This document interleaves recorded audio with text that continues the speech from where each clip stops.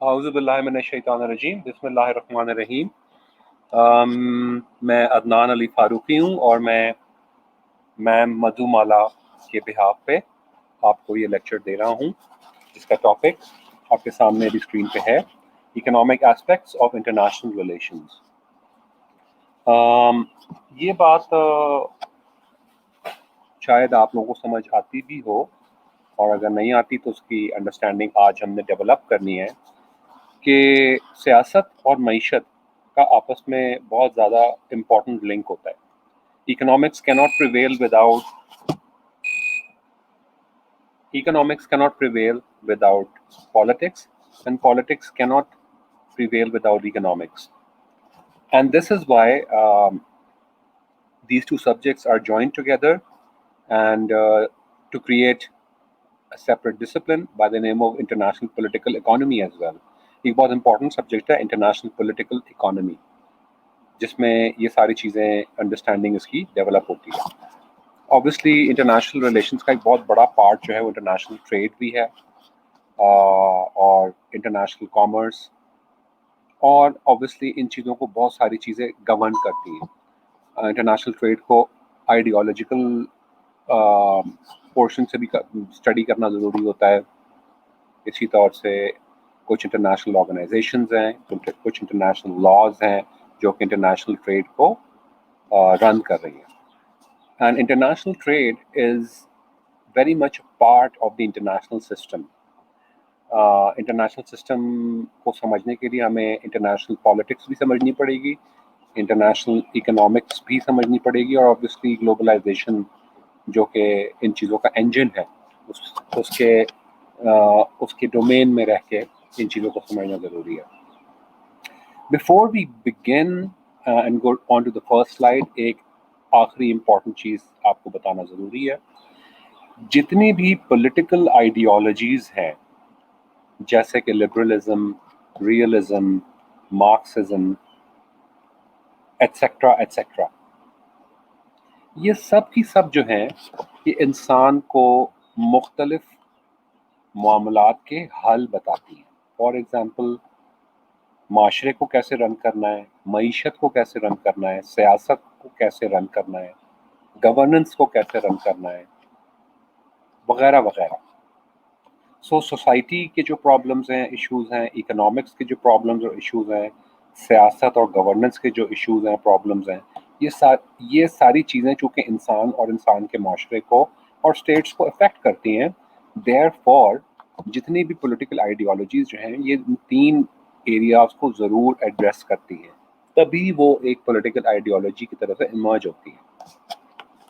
مثال کے طور پہ لبرلزم ایک پولیٹیکل آئیڈیالوجی ہے، لیکن اس کا جو گورننس اور پولیٹیکل سائیڈ ہے وہ ڈیموکریسی ہے، اور اس کا جو اکنامک سائیڈ ہے وہ کیپٹلزم ہے، جس کو آج ہم نیو لبرلزم کے نام سے بھی جانتے ہیں۔ نیو لبرلزم اور کیپٹلزم میں کچھ فرق ہیں، لیکن بیسکلی کیپٹلزم گلوبلائزیشن میں جب انٹر ہوا تو اس میں کچھ چینجز آئیں، جس کی وجہ سے اس کو نیو لبرلزم کا ایک نیا نام دے دیا گیا۔ It's not very different from capitalism, but you can say that it is a much more evolutionized form of capitalism on a global scale. So یہ آپ نے بات یاد رکھنی ہے کہ ہر آئیڈیالوجی کا ایک اکنامک ایسپیکٹ بھی ہوتا ہے، اور اسی کو ہمیں سمجھنے کی ضرورت ہے۔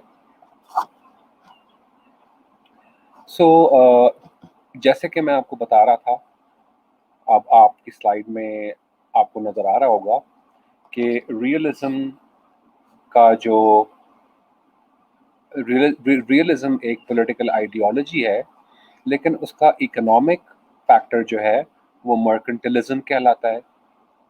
لبرلزم کا اکنامک ایسپیکٹ کیپٹلزم کہلاتا ہے، اور مارکسزم کا اکنامک ایسپیکٹ سوشلزم کہلاتا ہے۔ اکثر اوقات ہم مارکسزم، کمیونزم اور سوشلزم کو ایک ہی سمجھتے ہیں اور اس کو انٹرچینجبلی یوز کرتے ہیں. یہ کچھ حد تک تو صحیح ہے، لے مین ٹرمز میں عام آدمی کی زبان سے اگر ایسا ہوتا ہے تو ٹھیک ہے. But if you want to be very specific, the expert way of saying it is that socialism is the economic aspect of Marxism, communism is the societal and political side of Marxism, and Marxism itself is an ideology. چونکہ یہ ساری ideologies آپس میں clash کرتی ہیں، لہٰذا ان سب کی جو اکنامک ایسپیکٹ ہے، یعنی کہ مرکنٹلزم، کیپٹلزم اور سوشلزم، یہ بھی آپس میں کلیش کرتے ہیں. اور پری اور پوسٹ کولڈ وار میں یہ ہم پولیٹیکل اکانومی کے ایسپیکٹ سے اگر اس کو دیکھیں تو یہ کافی اس میں چینجز آئی ہیں. اگر ہم قدیم زمانے کی بات کریں، میننگ ٹو سے ان دی ارلی 1700s، تب مرکنٹلزم اپنے عروج پہ تھا. اس کے بعد ایڈم اسمتھ نے کیپٹلزم نام کا ایک اکنامک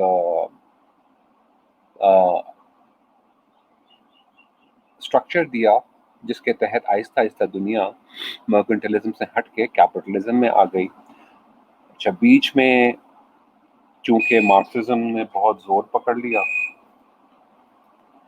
لہٰذا سوشلزم بھی کیپٹلزم کے ساتھ ساتھ ایک ایمرجنگ اکنامک سٹینڈرڈ کے طور سے دیکھا گیا. اور 1950 سے لے کے 1992 تک جب پوری دنیا ایک کولڈ وار میں مبتلا تھی، یعنی کہ ایک سوویت بلاک تھا اور ایک ویسٹرن بلاک تھا، اور پوری دنیا یا تو اس کو سوویت یونین کے ساتھ الائن کرنا پڑتا تھا یا امریکہ کے ساتھ الائن کرنا پڑتا تھا. لہٰذا ان دونوں ملکوں کی جو ملٹری کمپٹیشن تھا، وہ صرف ملٹری کمپٹیشن نہیں تھا، وہ ایک آئیڈیولوجیکل کمپٹیشن بھی تھا اور obviously ایک اکنامک کمپٹیشن بھی تھا. لہٰذا اس وقت ڈیورنگ دا کولڈ وار ہم دیکھتے ہیں کہ سوشلزم اور کیپٹلزم دونوں مل کے چل رہے تھے اور پوری دنیا میں ایک پرابلمیٹک سچویشن تھی ان ٹرمز کے. ظاہر سی بات ہے سوشلزم کے ٹینٹس کیپٹلزم سے میچ نہیں کرتے تھے، اور انٹرنیشنل ٹریڈ اور انٹرنیشنل پولیٹیکل اکانومی کو جج کرنے کے لیے کوئی ایک سنگل پیراڈائم نہیں تھا، ایک سنگل طریقہ نہیں تھا. دونوں آئیڈیالوجیز کمپیٹ کر رہی تھی ایک دوسرے سے. بہرحال with the end of the cold war ہم یہ دیکھتے ہیں کہ نیو لبرلزم کا ٹرائمف ہوتا ہے. اس کی وجہ یہ ہے کیونکہ ڈیموکریسی جیت گئی ایک طرح سے، اور کیا کمیونزم کولیپس کر گئی چونکہ U S S R collapse کر گیا. اس کا قطعاً یہ مطلب نہیں ہے کہ کمیونزم اور سوشلزم اور مارکسزم ایک فیلڈ آئیڈیالوجی ہے. اس کا قطعاً یہ مطلب نہیں ہے، کیونکہ آج بھی مارکسزم، سوشلزم اور کمیونزم بہت انٹرسٹ سے پڑھے جاتے ہیں. اور یہاں تک کہ انگلینڈ میں اور امریکہ میں بھی مارکسزم، کمیونزم اور سوشلزم کو ایک رینیوڈ انٹرسٹ سے دیکھا جا رہا ہے. وہ اس لیے کیونکہ کیپٹلزم اپنی موت آہستہ آہستہ خود مر رہا ہے، کیونکہ capitalism has failed to deliver the economic prosperity that it promised to the global population. اور ہم یہ دیکھ رہے ہیں کہ 1992 سے جب ایک سنگل اکنامک ماڈل فالو کیا گیا جو کہ نیو لبرلزم تھا، بیسکلی کیپٹلزم، لیکن اس میں تھوڑی سی اور چینجز کر دیں انٹرنیشنلائز کرنے کے لیے اس کو، اور اس کا نام نیو لبرلزم رکھا گیا. لیکن بہرحال نیو لبرلزم یا کیپٹلزم، گلوبل کیپٹلزم، جو بھی آپ اس کو کہہ لیں، it has failed to deliver its promised economic prosperity. اور ہم دیکھتے ہیں کہ دنیا میں اکنامک پراسپیرٹی کے نام پہ بہت جگہ ظلم بھی ہو رہا ہے اور بہت جگہ بے ایمانیاں بھی ہو رہی ہیں. یہاں تک کہ कैपिटलिज्म ये क्लेम करता है कि मैंने बहुत सारे लोगों को मिलियनेयर बना दिया. It is a very common claim of capitalism that capitalism has created uh, mm, has created hundreds and thousands of millionaires. यानी कि लाखों की तादाद में पूरी दुनिया में मिलियनेयर्स बना दिए हैं. लेकिन सवाल ये है कि क्या दुनिया में की ग्लोबल पॉपुलेशन लाखों की है या करोड़ों की है या अरबों की है. और अगर ये पॉपुलेशन अरबों की है, मीनिंग टू से 7.5 बिलियन पीपल, तो जो कुछ लाख लोग अगर मिलियनेयर बन भी गए तो ये कोई सक्सेस रेशियो ना हुआ. सवाल लिहाजा ये है कि अगर कैपिटलिज्म ने लाखों लोगों को बहुत अमीर बना दिया तो कितने लोगों को गुर्बत की लकीर से नीचे भी धकेल दिया. ये भी एक बहुत इंपॉर्टेंट सवाल है. तभी आप गौज कर सकते हैं कि capitalism as a global economic model कितना सक्सेसफुल रहा है. लिहाजा चूंकि आज की दुनिया न्यू लिबरलिज्म का ही इकोनॉमिक मॉडल फॉलो करती है, ये एक बहुत सीरियस सवाल है. और चूंकि स्पेशली 2008 का जो ग्लोबल इकोनॉमिक स्लम्प आया और उसमें कैपिटलिज्म की तहत चल रही थी दुनिया, और वो स्लम्प से आज तक हम निकल नहीं पाए. लिहाजा economic scholars and political economy की जो स्कॉलरशिप है वो इस बात को सीरियसली देख रही है कि भाई ये नियो लिबरलिज्म के जो बड़े बड़े अफलातूनी क्लेम थे ये कितने झूठ थे, कितने सच थे, और क्या दुनिया इस तरह चल सकती है. तो ऑल दीज पॉलिटिकल आइडियोलॉजीज, चाहे वो मर्केंटलिज्म हो या कैपिटलिज्म हो या सोशलिज्म हो, ये इम्पोर्टेंट है. और आज के दौर में हम ये भी देखते हैं कि चूंकि लिबरलिज्म या नियो लिबरलिज्म फेल होती नजर आ रही है हमें, तो बहुत सारे मुल्क अब मर्केंटलिज्म और सोशलिज्म की तरफ भी जाते हुए नजर आते हैं. ये एक बड़ी अजीब सी एक ट्रांसफॉर्मेशनल एज है जहां हम ये चीज़ नोटिस करते हैं. ऑब्वियसली चूंकि आप लोग स्टूडेंट्स हैं तो आप लोग नहीं इन चीज़ों को उतनी सही से समझते, लेकिन अगर आप बेसिक्स अपने डेवलप कर लेंगे तो you will be able to understand कि वाकई ऐसा हो रहा है. So let's see and let's get into the details of these ideologies.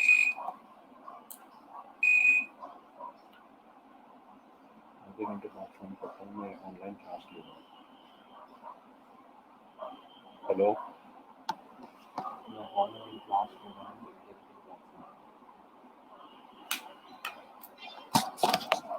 अच्छा जी. So the integrated study of economics and politics, as we have understood, is known as international political economy. और हमें अब ये बात समझ आ गई है कि पॉलिटिक्स और इकोनॉमी कितनी इम्पोर्टेंट है. अच्छा, वर्ल्ड पॉलिटिक्स जो है, ये तीसरा पॉइंट बहुत इम्पोर्टेंट है. World politics is motivated by world economy and vice versa. ये बात समझने की ज़रूरत है यहाँ. वो ये है कि कभी कभार मुल्क अपनी सियासत इकोनॉमी के बेसिस पे करते हैं और कभी कभार इकोनॉमी की बेसिस पे अपनी सियासत करते हैं. तो अगर आप कंफ्यूज हो रहे हैं तो मैं इसको समझाता हूँ. फॉर एग्जाम्पल, अमेरिका ने इतने साल इराक को भी बर्दाश्त किया, लिबिया को भी बर्दाश्त किया, और अफगानिस्तान को भी बर्दाश्त किया. लेकिन कुछ ऐसी चीज़ें थीं जो कि अमेरिका और अमेरिकन इकोनॉमी को अपने कब्जे में लेना बहुत ज़रूरी था. लिहाजा ये वो ममालिक थे जहां वो चीज़ें थीं. अगर आप इस इशारे को तेल से जोड़ रहे हैं, बिल्कुल ठीक जोड़ रहे हैं. ये एक अजीब सी बात है, ये बड़ी अजीब सी बात है कि जहां जहां दुनिया में तेल है वहां वहां امریکہ اور ویسٹرن پاورز کو انٹرسٹ بھی ہے، ان کا پولیٹیکل انٹرسٹ جڑا ہوا ہے. اب یہ ظاہر سی بات ہے، یہ تو نہیں بتا سکتے کہ بھائی ہم تیل کے کنٹرول کے لیے ان ممالک کو کنٹرول کرنا چاہتے ہیں. یہ تو ان کی بے ایمانی صاف کھل کے سامنے آ جائے گی. لیکن لہٰذا وہ اپنی سیاست کا استعمال کرتے ہیں یہ کہہ کے کہ بھائی وہاں ظلم ہو رہا ہے، عراق میں، ایران میں، وینیزویلا میں، لیبیا میں، وہاں کے رعایا کے اوپر ایک خطرناک قسم کا لیڈر مسلط ہوا ہے اور وہ پوری دنیا کے لیے خطرہ ہے. اس کو ہٹانا بہت ضروری ہے. کبھی ویپنز آف ماس ڈسٹرکشن، کبھی نیوکلیئر ویپنز، کبھی ٹیررزم، ان چیزوں کا سیاست سے استعمال کرتے ہوئے وہ اصل میں اکنامکلی اپنی وہ چیزیں حاصل کرنا چاہ رہے ہوتے ہیں. And yes these kind of political manoeuvring are also known as economic wars اور آئل وارز. یہ وہ ٹرمز ہیں جو کہ اسکالرشپ یوز کرتی ہے.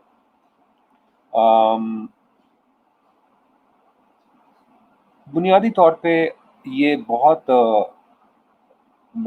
بے ایمانی کی سوچ ہے، لیکن یہ آپ ہمیشہ یاد رکھیے that politics is not concerned with morality. Politics is only concerned with winning, no matter what. So کیا صحیح ہے کیا غلط ہے یہ نہیں دیکھا جائے گا، بس سیاسی طور پہ جیتنا ضروری ہے. یہ ایک پوائنٹ آف ویو ہے. میں یہ نہیں کہہ رہا کہ آپ یہی مانیں اور یہی صحیح ہے. میں یہ نہیں کہہ رہا کہ صحیح ہے یا غلط ہے. میں آپ کو بس یہ بتا رہا ہوں کہ دنیا اس پیراڈائم پہ چلتی ہے. And this is what we know as an anarchic order. This is what we know as realism. اور دنیا ریئلزم پہ ہی چل رہی ہے. طاقت کے زور پہ سب کچھ ہوتا ہے. ہم یہ دیکھتے ہیں کہ طاقت کے زور پہ سب کچھ ہوتا ہے، لیکن وہی ویسٹرن پاورز اس بات کا بھی پرچار کرتی ہیں کہ جی انٹرنیشنل لا ہونا چاہیے، طاقت کا استعمال نہیں ہونا چاہیے. لیکن انٹرنیشنل لا کو بھی وہ طاقت کے زمرے میں ہی استعمال کرتی ہیں. They use international law and international organizations to further their own powers, not for anything else. So it is a very serious kind of a situation. اور اس لیے بھی ہم بہت ساری مختلف پولیٹیکل موومنٹس ہم دیکھتے ہیں دنیا میں آہستہ آہستہ رائز کرتے ہوئے، جس میں پاپولزم بھی ہے، جس میں کنسٹرکٹیوزم بھی ہے، جس میں اسلامسٹ بھی ہیں، اور جس میں اور یہ زیادہ تر وہ کنٹریز ہیں جو کہ کمزور ہیں اور نان ویسٹرن ہیں، کیونکہ وہ ان ساری زیادتیوں کو سمجھتی ہیں اچھی طریقے سے. اور اس کا جواب انٹلیکچوئل طور پہ دینا ضروری ہے، نہ کہ جیکٹ پہن کے پھٹ جانا. بالکل نہیں. یہ جو جیکٹ پہن کے پھٹ جانا کا جو طریقہ کار ہے، جو کہ بدقسمتی سے ہم دنیا میں دیکھتے ہیں، یہ کاؤنٹر پروڈکٹیو ہے.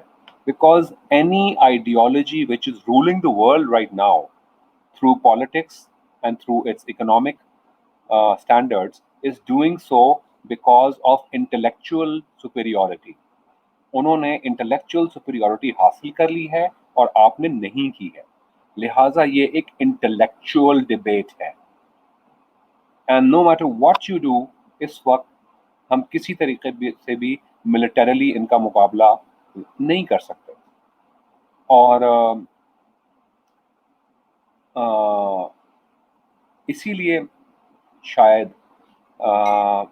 ہم یہ بھی تصور کرتے ہیں، ہر مذہب میں یہ تصور ہے کہ دنیا میں آخر کار ایک جنگ ہوگی اور بہت بڑی جنگ ہوگی، جس میں ہندوز بھی یہی بلیو کرتے ہیں، کرسچنز بھی یہی بلیو کرتے ہیں، یہودی بھی اور مسلمان بھی.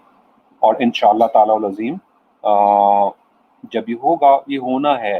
اور آپ دیکھتے ہیں کہ بہت تیزی کی طرف یہ ساری چیزیں ہو رہی ہیں. جسٹ ٹو مینشن، میں آپ کو یہ بات اس لیے بھی کہہ رہا ہوں کیونکہ اکنامکس اور پالیٹکس بہت ملے جلے ہیں، اور اکنامکس کی وجہ سے بہت ساری جنگیں ہوئی ہیں، اور پالیٹکس کو سیو کرنے کے لیے بہت دفعہ اکنامکس کا استعمال بھی ہوا ہے. تو اس کو اسی کانٹیکسٹ میں سمجھنا ضروری ہے. لہٰذا ہم یہ تصور کیا جاتا ہے، بلکہ احادیث میں یہ ہے کہ جب حضرت امام مہدی علیہ السلام آئیں گے انشاءاللہ تعالی، تو اس وقت دنیا شدید غربت سے گزر رہی ہوگی اور اکنامکلی بہت زیادہ ڈسپیرٹی ہو گئی ہوگی، یعنی کہ غریب اور امیر کا فرق بہت بڑھ گیا ہوگا. تو یہ ساری انڈیکیشن بھی جاتی ہے اس کی طرف. اور ساتھ ہی ساتھ ہم یہ بھی دیکھتے ہیں کہ حضرت امام مہدی علیہ السلام کی جو اسٹرگل ہے وہ ایک انٹلیکچوئل اسٹرگل ہوگی، بعد میں وہ ایک ملٹری اسٹرگل بن جائے گی، لیکن it will start of with an intellectual struggle. تو لہٰذا پالیٹکس کو اور اکنامکس کو سمجھنے کے لیے ایک ہائی لیول آف انٹلیکچوئل ماحول چاہیے، جس کے بغیر ہم یہ ان چیزوں کو اور ویسٹرن ڈومیننس کو قابو بھی نہیں کر سکتے. یہ صرف میں نہیں کہہ رہا، یہ میرا تھاٹ نہیں ہے، بہت ساری ویسٹرن اسکالرشپ اس بات پہ، اس ٹاپک پہ گفتگو کرتی ہے. For example if you are interested, go and look up Wallerstein, اور اس نے ایک تھیوری دی تھی ورلڈ سسٹمز تھیوری، اسی چیز کے اوپر بات ہو رہی ہے. Go and look up Susan Strange, go and look up Kenneth Waltz, go and look up John Mearsheimer. یہ بہت بڑے بڑے نام ہیں انٹرنیشنل ریلیشنز کی اسکالرشپ کے. And they all condemn these practices and they all foresee that دیٹ الٹیمیٹلی یہ ساری چیزیں کولیپس کی طرف جا رہی ہیں، because economic injustices cannot be tolerated. So, with that, let's move on to understand what mercantilism is. جیسا کہ میں نے آپ کو بتایا کہ مرکنٹلزم بنیادی طور پہ 17 سینچری میں یہ ایک پولیٹیکل تھاٹ آئی. 17 سینچری میں پورا جو یورپ تھا وہ کلونیلزم کے ریس میں مبتلا تھا کہ باقی دیگر ملکوں کو اپنا غلام کیسے بنانا ہے، وہاں سے را مٹیریلز کیسے لانے ہیں، وہاں سے چیپ لیبر کیسے لانا ہے، اور واپس وہیں جا کے انہی کا بنایا ہوا مال انہی کی منڈی میں کیسے بیچنا ہے مہنگا کر کے. کلونیلزم پوری دنیا میں نافذ تھی. اس زمانے میں مرکنٹلزم کی اکنامک آئیڈیالوجی استعمال میں تھی جو کہ ریئلزم سے کنیکٹڈ ہے. مرکنٹلزم کے تحت اسٹیٹ کو بہت طاقت دی جاتی ہے. اسٹیٹ از سپریم، اور اسٹیٹ کی اکانومی میں پورا عمل دخل رکھنا چاہیے. وہ اس لیے کیونکہ اکنامک انٹرسٹ جو ہیں وہ ریاست کے لیے بہت ضروری ہیں، اور دیر فور ریاست کو کڑی نظر رکھنی چاہیے اکنامکس میں. اس کو یہ کیلکولیٹ کرنا چاہیے کہ کون سی انڈسٹریز لگیں گی، کون سی نہیں لگیں گی، کتنا مال بنے گا، کن داموں میں بکے گا، کس کو بکے گا، کس کو نہیں بکے گا، کب تک بکے گا، اس کے بعد نئی انڈسٹری کس چیز کی ڈالی جائے گی. To the extent that each and every aspect of economic decision making is the responsibility of the state. It is not the sole responsibility of the state. چونکہ یہاں جو عام آدمی ہے وہ اپنی مرضی سے انڈسٹریز لگا سکتا ہے اکارڈنگ ٹو مرکنٹلزم. اگر ایک مرکنٹلسٹ اسٹیٹ کو ہم دیکھیں گے تو ہم یہ دیکھیں گے کہ وہ سب سے پہلے ریاست یہ دیکھے گا کہ وہ کون سی چیزیں بنا سکتا ہے اور کون سی چیزیں اس کو بنانے کی ضرورت ہے. یہ دو بہت امپورٹنٹ کنسیڈریشنز ہوتی ہیں کہ کون سی چیزیں بنانی ہیں، یعنی کہ جس چیز کی ہمیں ضرورت ہے وہ ہم بنائیں. نمبر 2، کون سی چیزیں ہم اچھی بنا سکتے ہیں. ہو سکتا ہے آپ کے پاس کوئی خاص را مٹیریل موجود ہو جس کی وجہ سے ایک خاص چیز بہت اچھی بن سکتی ہے. مثال کے طور پہ اگر آپ کاٹن بہت اچھا گرو کرتے ہیں تو آٹومیٹکلی آپ کاٹن کا کپڑا بنائیں گے اور اس کی انٹرنیشنل منڈی میں مانگ بھی بہت زیادہ ہے. اسی طرح اگر آپ کے یہاں ایگرو بیسڈ اکانومی ہے اور مویشی بہت ہیں تو آپ لیدر کے گڈس بنائیں گے. So rationally speaking you will do research, the state will do research کہ ہمارے پاس کیا را مٹیریلز ہیں اور اس کے تحت عالمی منڈی میں ہم کیا چیز بنا کے بہترین طریقے سے بیچ سکتے ہیں تاکہ ہم اچھی سے اچھی اکنامکس چلا سکیں. اسی لیے ریاست کا عمل دخل بہت ضروری ہے. اگر کسی سویلین نے کوئی فیکٹری لگانی ہے لگا سکتا ہے وہ, اگر اس نے انویسٹمنٹ کرنی ہے کر سکتا ہے وہ, لیکن اس کو ریاست سے پوچھنا پڑے گا کہ بھائی مثال کے طور پہ میرے پاس 5 کروڑ روپے ہیں اور میں ٹائرز کی فیکٹری لگانا چاہتا ہوں. تو ریاست یہ دیکھے گی کہ بھائی ٹائرز کی ہمیں ضرورت ہے اور ٹائرز ہم بنا کے کیا باہر بیچ سکیں گے. اگر ضرورت ہے اور اس کی فائنینشیل فیزیبلٹیز ورکبل ہیں تو پھر ریاست آپ کو اجازت دے گا, اور اگر نہیں ہے تو ریاست آپ کو کہے گا نہیں آپ ٹائر کی فیکٹری مت لگائیں, اور ریاست آپ کو کچھ چوائسز دے دے گا کہ آپ یہ 5 چیزیں, فار ایگزامپل پینسل کی انڈسٹری, پیپر کی انڈسٹری, کپڑے کی انڈسٹری, لیدر کی انڈسٹری, یا میٹل یا اسٹیل کی انڈسٹری لگا لیں کیونکہ اس کو قوم کو زیادہ ضرورت ہے. سو اس طرح سے each and every decision making میں ریاست کا بہت بڑا کردار ہوتا ہے. اور ریئلزم میں بھی یہ دیکھا جاتا ہے that in realism the state is supreme. مرکنٹلزم یہ بھی دیکھتا ہے کہ just like realist politics, in realism politics is a zero some game. اسی طرح انٹرنیشنل اکنامکس میں بھی مرکنٹلزم یہ سوچتا ہے کہ economics is also a zero some game. اگر آپ کو زیرو سم گیم کا مطلب نہیں پتہ ہے تو میں آپ کو بتا دیتا ہوں. زیرو سم گیم کا مطلب یہ ہے کہ کوئی ایک ہارے گا اور کوئی ایک جیتے گا. ایسا نہیں ہو سکتا کہ دونوں جیت جائیں اور ایسا بھی نہیں ہو سکتا کہ دونوں ہار جائیں.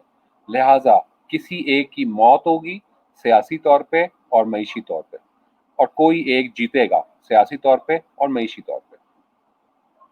سو یہ بڑی سخت قسم کی مرکنٹلزم ایک اکنامک پریکٹس ہے, اور یہی فالو ہو رہا تھا through out the 17th-18th century. بعد میں کیپٹلزم آہستہ آہستہ ریپلیس کیا مرکنٹلزم کو, کیونکہ مرکنٹلزم کو کچھ نقصانات اٹھانے پڑے تھے.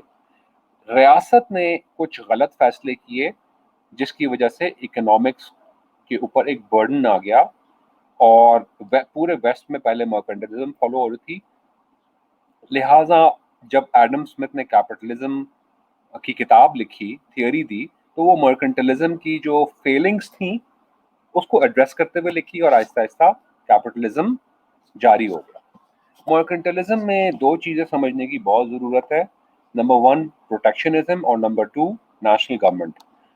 پروٹیکشنزم مرکنٹلزم کا ایک بہت امپورٹنٹ ٹینٹ ہے, اور وہ یہ ہے کہ کسی قسم کی کوئی انڈسٹری ریاست میں لگنے کی اجازت نہیں ہے جو کہ ریاست کو نقصان پہنچائے گی, نمبر 1.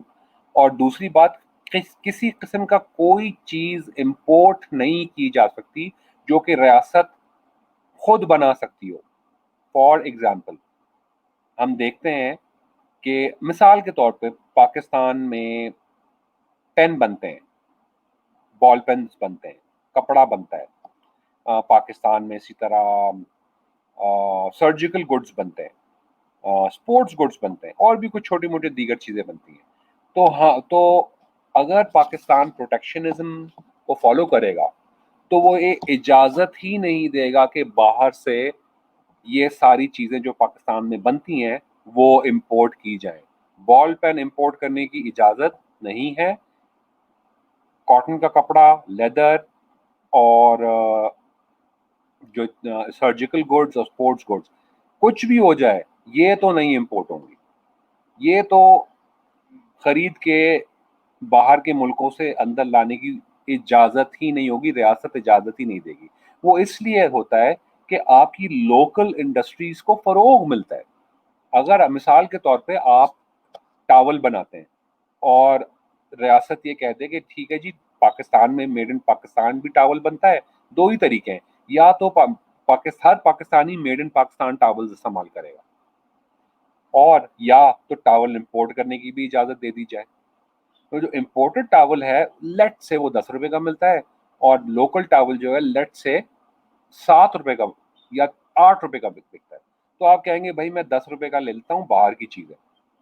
इससे होगा ये कि आपकी इंडस्ट्री अल्टीमेटली सफर करते करते करते करते मर जाएगी। पाकिस्तान में यही हुआ है, हमने इंपोर्ट को हर चीज की इंपोर्ट की इजाजत दे दी और आपकी लोकल इंडस्ट्री इसीलिए मर गई। अगर आप अपनी लोकल इंडस्ट्रीज को प्रोटेक्ट करते हैं तो अल्टीमेटली आपका लोकल प्रोडक्ट इंप्रूव होते होते होते होते होते होते इतना अच्छा हो जाता है कि वो इंटरनेशनल स्टैंडर्ड्स को या तो compete करता है या बीट कर देता है। And this is known as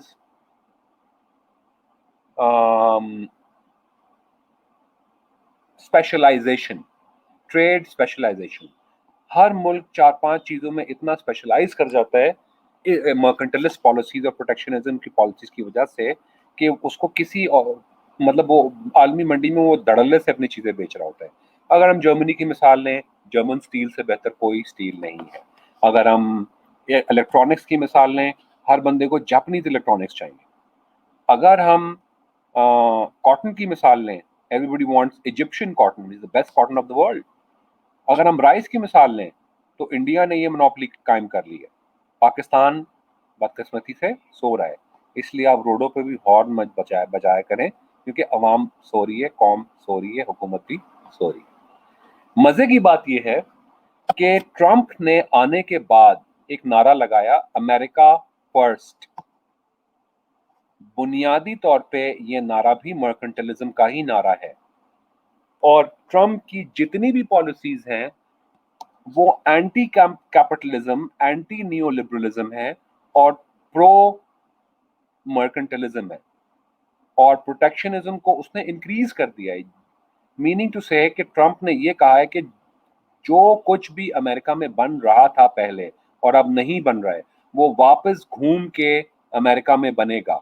इससे लेबर फोर्स जो वहां की आवाम के पास जॉब्स नहीं है, जॉब्स मिलेंगी उनको।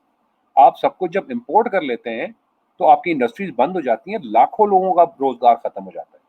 सो in this term, mercantilism is an extremely important economic arrangement. Capitalism, capitalism कहता है, क्या कहता है और कैसे मुख्तलिफ है? कैपिटलिज्म ये कहता है कि भाई देखें, का इकोनॉमिक मैटर्स में कोई अमल दखल नहीं होना चाहिए, क्योंकि रियासत को पता ही नहीं है कि इकोनॉमिक्स कैसे चल रही होती है। इकोनॉमिक्स को समझने वाले मार्केट फोर्सेस होती हैं। देयरफॉर मार्केट फोर्सेस ही इकोनॉमी को चला सकती हैं, बढ़ा सकती हैं, और इसी को हम फ्री मार्केट इकोनॉमी कहते हैं। ये मार्केट फोर्सेस हैं क्या? मार्केट फोर्सेस में बहुत सारी चीजें आती हैं। मिसाल के तौर पे इंडस्ट्रियलिस्ट, बैंक्स, लेबर, मैनेजर्स, ये सारी जो है वो मार्केट फोर्सेस में आती है। इसी तरह डिमांड, सप्लाई, प्रॉफिट, लॉस, ये सारी की सारी चीजें जो कि बुनियादी तौर पर इकोनॉमिक्स को चला रही हैं, इनको आप मार्केट फोर्सेस कहते हैं। और कैपिटलिज्म का कहना यह है कि मार्केट फोर्सेस की एक अलग साइंस है, एक अलग डायनेमिक्स है, और उनको डिस्टर्ब नहीं करना चाहिए, और ये ऑटोमेटिकली चलेंगी, और ऑटोमेटिकली चलते चलते इतनी अच्छी हो जाएंगी कि किसी चीज की जरूरत नहीं है, स्टेट को तो इंटरवीन करने की जरूरत ही नहीं है, लिहाजा मार्केट को फ्री छोड़ दो। कैपिटलिज्म ने ये बात बोली कि मार्केट को रन करने के लिए एक अनसीन हैंड होता है। 5th पॉइंट में आप देखें, the unseen hand of the market लिखा हुआ है। इसका मतलब ये था कि अगर आप इस तरह मार्केट फोर्सेस को छोड़ देंगे तो डिमांड, सप्लाई, डिस्ट्रीब्यूशन, लेबर की तनख्वाहें, फैक्ट्री कब तक चलनी है, कब तक नहीं चलनी है, कौन सा प्रोडक्ट बेचने में फायदा है या नहीं है, उसकी क्या प्राइसिंग होनी चाहिए, ये सारी की सारी ऑटोमेटिकली सेट होती रहती है। सो economics is run by an unseen hand of the market. ये एक बहुत कम्प्लेक्स मामला है, लेकिन और आपको इस लेवल पे समझने की जरूरत नहीं है। लेकिन बहरहाल कैपिटलिज्म ये कहता है कि कैपिटलिज्म इतना अच्छा निज़ाम है कि वो ऑटो करेक्ट करता है हर चीज को। अगर डिमांड बढ़ जाएगी और सप्लाई कम हो जाएगी, या सप्लाई बढ़ जाएगी और डिमांड कम हो जाएगी, तो ये ऑटोमेटिकली ऑटो करेक्शन होती रहती है। ایسا ہے کچھ نہیں. کیونکہ اگر ایسا ہوتا, جب سے کیپٹلزم آئی ہے, کیپٹلزم نے 10 سال کا عروج دیکھا ہے اور 10 سال کا زوال دیکھا ہے, اور جو زوال ہے وہ اتنا خوفناک آیا ہے کہ کروڑوں لوگ سڑک پہ آ گئے. لہٰذا کیپٹلزم کو ان سین ہینڈ آف دا مارکیٹ میں بہت زیادہ تنقید کا سامنا بھی کرنا پڑتا ہے, اور یہ تنقید جو ہے یہ بڑھتی چلی جا رہی ہے. کیپٹلزم یہ کہتا ہے کہ بھائی ریاست کی صرف 3 ہی رسپانسبلٹیز ہیں. نمبر 1 سیکیورٹی پرووائڈ کرنا, نمبر 2 مارکیٹ فورسز کو فیسیلیٹیٹ کرنا. فار ایگزامپل اگر انڈسٹریز کو چلانے کے لیے بجلی چاہیے تو وہ اسٹیٹ بجلی فراہم کرے, پانی چاہیے تو پانی فراہم کرے, اگر روڈز چاہیے تو روڈ بنائے. اور تیسری بات یہ ہے کہ عوام کو فری آف کاسٹ ایجوکیشن دی جائے. بہت اچھی بات ہے, بہت اچھی بات سمجھی جاتی ہے, لیکن مسئلہ یہاں یہ آتا ہے کہ ایجوکیشن کیسی دی جائے گی وہ بھی مارکیٹ فورسز ڈٹرمن کریں گی. اور مارکیٹ فورسز اچھے یا برے کو نہیں دیکھتی, صرف یہ دیکھتی ہیں کہ کس چیز سے پیسہ کمایا جا سکتا ہے. جس چیز سے پیسہ کمایا جا سکتا ہے اسی کی ایجوکیشن دی جائے گی. یعنی کہ moral education, ethical education, philosophical education, liberal arts کی ایجوکیشن, سب کو ہٹا دو اور صرف ٹیکنیکل ایجوکیشن پہ زور دو. یہی ماحول آج کا دنیا میں ہے. کچھ لوگ شاید کہیں گے اچھی بات ہے, پیسہ کمانا چاہیے. تو انسان کو دنیا میں زندہ رہنے کے لیے اور خوش رہنے کے لیے صرف پیسے کی ضرورت نہیں ہوتی, بہت ساری اور چیزیں بھی ہوتی ہیں جو کہ ایک معاشرے کو چلانے کے لیے ضروری ہوتی ہیں. پیسے, کیا آپ نے ایسے لوگ نہیں دیکھے جو بہت مالدار ہے لیکن نہایت جاہل, بہت مالدار ہے لیکن نہایت بے ایمان, بہت مالدار ہے لیکن بہت ظالم, بہت مالدار ہیں لیکن اخلاقیات ان کی نعوذ باللہ ایسی ہے جو کہ پس سے پس تر. اگر اس طرح کا معاشرہ چاہیے جہاں صرف پیسہ تصور کیا جاتا ہے کہ ہر چیز کا حل ہے, تو کیپٹلزم بہت اچھا ماڈل ہے. اور اگر اس طرح کا معاشرہ نہیں چاہیے آپ کو, تو کیپٹلزم ایک بدترین ماڈل ہے. مزے کی بات یہ ہے کہ ایڈم اسمتھ نے بھی کہا تھا, جو کہ کیپٹلزم نے جس کو بنایا تھا, that capitalism will ultimately kill the soul of the society. اس کو, لیکن مزے کی بات یہ کوئی کیپٹلسٹ نہیں بتاتا کہ ایڈم اسمتھ نے یہ بھی بولا ہے, لیکن بس یہی بتاتے ہیں کیپٹلزم کتنا اچھا ہے. اور ایڈم اسمتھ جس نے کیپٹلزم کو خود بنایا تھا, جو اس نے خود کرٹیک کی ہے کیپٹلزم کی, وہ کوئی نہیں بتاتا. بے ایمانی کی حد. خیر, سو بیسکلی کیپٹلزم یہ بھی کہتا ہے کہ بھائی کمپٹیشن جو ہے وہ ایک اچھی چیز ہے اکنامک گروتھ کے لیے, اور دو لوگ جب کمپیٹ کریں گے تو وہ الٹیمیٹلی بہتر سے بہتر چیز بنائیں گے اور اس کو سستے سے سستا بیچنے پہ مجبور رہیں گے. لہذا عوام کا فائدہ ہوگا اور کوئی ضرورت سے زیادہ نفع بھی نہیں کما سکے گا. لیکن سوال یہ ہے کہ کیا کمپٹیشن فیئر ہوتی ہے؟ کیپٹلزم یہی کہتا ہے, لیکن ہم عموماً یہ دیکھتے ہیں کہ there is no such thing as fair competition, there is only fierce competition. کیونکہ معاشرے میں ایسے بہت سارے لوگ ہیں جو کہ بہت امیر ہیں, طاقتور ہیں, سیاسی طور پہ پیسے کے زور پہ طاقتور ہیں یا نالج کے زور پہ, اور ایک عام آدمی ان سے کسی لیول پہ کمپیٹ نہیں کر سکتا. تو یہ کمپٹیشن جس کو کیپٹلزم فیئر کمپٹیشن کہتا ہے, یہ تو انفیئر کمپٹیشن ہے. مثال کے طور پہ اگر آج آپ اپنی پوری کوشش لگائیں اور ایک بہت اچھی سافٹ ڈرنک بنائیں جو کہ پیپسی اور کوک سے بھی اچھی ہے, کیا آپ آج پیپسی اور کوک کو ہرا سکتے ہیں فیئر کمپٹیشن کر کے؟ جی نہیں, کیونکہ ایک بڑا انسان ہمیشہ انفیئر پلے کرتا ہے اور کمپٹیشن کو ضم کر لیتا ہے. اس کی بہت ساری مثالیں آپ دیکھ سکتے ہیں ہمارے معاشرے میں بھی. فار ایگزامپل, بحریہ ٹاؤن جب سے کھلا ہے, چھوٹا سرمایہ کار بلڈنگ نہیں بنا سکتا, چھوٹا بلڈر بیچارہ مر گیا. جب والز آیا تو پولکا ختم ہو گئی, اگلو ختم ہو گئی. جب لیس چپس آئی تو عام جو سپر کرسپ تھی یا لوکل برانڈز تھے وہ ختم ہو گئی. جب پیلیکن پین آیا تو ڈالر پین بیچارہ مر گیا. ایک زمانہ تھا کہ پاکستان نے اپنی انڈیجنس گاڑی بنا لی تھی جس کا نام تھا آدم. آپ لوگوں کو شاید پتا ہو اس بات کا, شاید نہیں پتا ہو, لیکن وہ بہت اچھی گاڑی تھی, چل بھی جاتی, لیکن اس کو پروٹیکشنزم نہیں ملی, اور سوزوکی, ہونڈا اور ٹویوٹا نے مل کے اس کو پنپنے نہیں دیا. تو فری کمپٹیشن کچھ نہیں ہوتی, there's only fierce competition. لیکن کیپٹلزم کہتا ہے بھائی محنت کرو اور آگے بڑھ جاؤ. وہ یہ نہیں بتاتا کہ محنت جب کرنے لگو گے تو تمہیں جو پاورفل لوگ ہیں وہ کتنا دبائیں گے. لہٰذا یہ ایک جھوٹ ہے کہ محنت کرتے جاؤ اور آگے بڑھتے جاؤ گے. بے شک محنت میں عظمت ہے, بے شک, اور انسان کو محنت کرنی چاہیے, لیکن اس کا مطلب یہ گارنٹی جو کیپٹلزم دیتا ہے کہ تم محنت کرتے رہو اور تم آگے نکل جاؤ گے, یہ ایک بہت بڑا جھوٹ ہے. سوشلزم اس ریسپیکٹ سے ایک بہت امپورٹنٹ فنومنا ہے. سوشلزم یہ اس بات کو نیگیٹ کرتا ہے کہ کمپٹیشن سے انسان آگے بڑھ جاتا ہے, نہیں. اور سوشلزم یہ کہتا ہے کہ کوآپریشن از نیسیسری. انسان کو آپس میں کوآپریٹ کرنے کی ضرورت ہے, اور ریاست کو انسانوں سے کوآپریٹ کرنے کی ضرورت ہے, تبھی وہ اکنامکلی آگے بڑھ سکتا ہے. اور سوشلزم بنیادی طور پہ یہی کہتا ہے.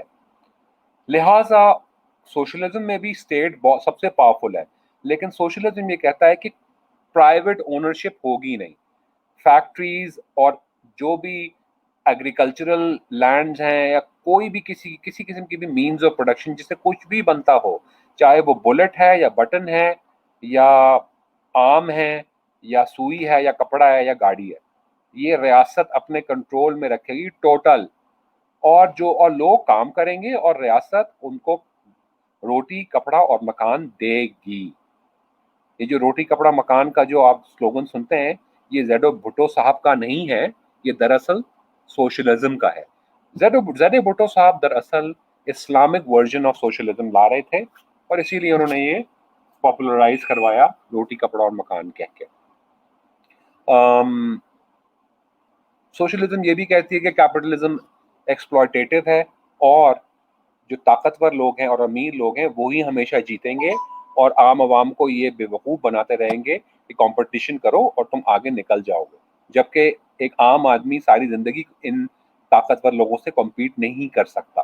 اسی لیے سوشلزم کوآپریشن کی بات کرتا ہے. State will cooperate with the people will cooperate with among themselves, and an overall competition will be rejected and overall cooperation will be injected in societies. This is the only way to grow. اسی طرح banks اور financial institutions جو ہیں وہ capitalism میں free ہیں, اپنی مرضی سے اپنے انٹرسٹ ریٹ سیٹ کرتی ہیں, جس کو چاہیں گے لون دیں گے, جس کو چاہیں گے لون نہیں دیں گے, جتنے چاہے انٹرسٹ ریٹ میں دیں گے, اپنی مرضی ہے. سوشلزم میں یہ ساری چیزیں بھی اسٹیٹ کنٹرول کرتا ہے. اسی کے ساتھ ہم یہ دیکھتے ہیں کہ ہمارے پاس بنیادی طور پہ آج کا جو دور ہے وہ نیو لبرلزم کا دور ہے. نیو لبرلزم کیپٹلزم کا ایک بہت خطرناک بنیادی طور پہ ایسپیکٹ ہے. 1992 میں جب USSR کولیپس کیا تو انہوں نے یہ لاگو کر دیا.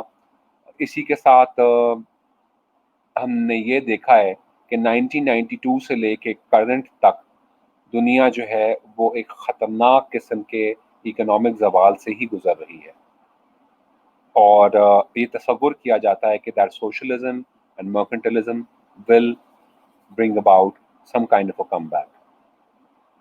I hope آپ کو یہ لیکچر سمجھ آیا ہوگا اور آپ کے اوپر ایک اکنامک اور پولیٹیکل لنکیج کی انڈرسٹینڈنگ بڑھی ہوگی. Thank you very much.